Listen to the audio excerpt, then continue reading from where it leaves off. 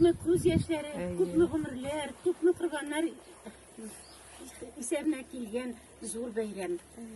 Hazır indi bir yıl biz şunun 79 yılın bayram etemiz. Bunda soğuşup kaytkan kişilerimizin etilerimiz, onlar bir şeyler yok indi.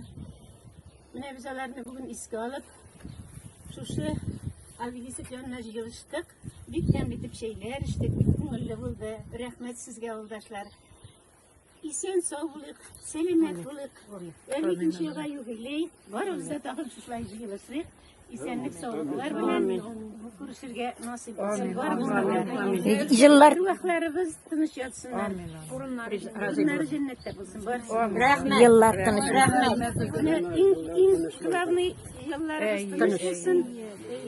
Bizim soldatlarımız isen sağ kaçsınlar. Allah birse.